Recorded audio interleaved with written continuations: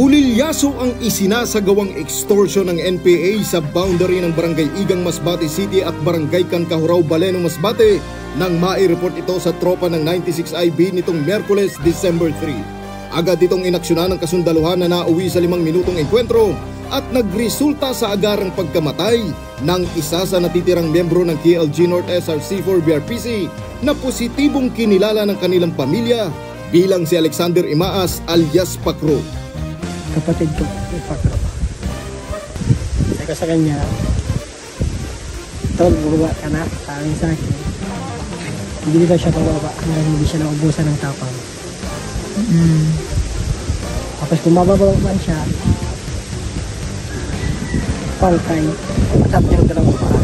Nasamsam sa pinangyarihan ng enkwentro ang 3 matataas na kalibre ng baril, kabilang ang isang Ultimax 5.56 light machine gun, isang M16 rifle at isang M14 rifle, pati na rin ang mga bala, magazines, mga pampasabog at iba pang personal na kagamitan.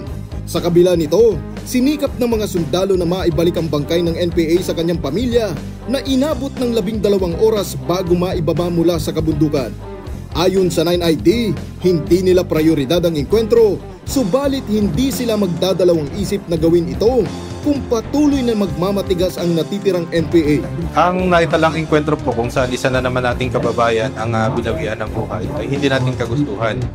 Subalit kailangan namin gampanan yung aming mga sinumpang tungkulin para sa kapakanan ng mas nakararami. Hinikayat din ng opisyal na magbalik loob na ang natitira pang membro ng NPA at samantalahin ang programa ng pamahalaan.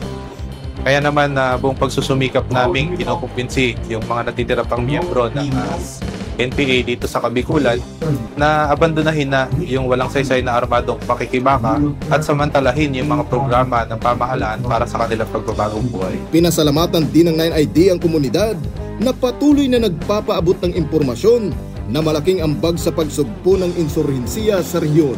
Naway magsilbing aral ang kapalaran ni alias Pakro na walang magandang kahihinatnan ang armadong pakikibaka, kaya't mabuting samantalahin ang pagkakataong mamuhay ng payapa. Kapayapaan para sa lahat. Jiro Banania, Sphere News.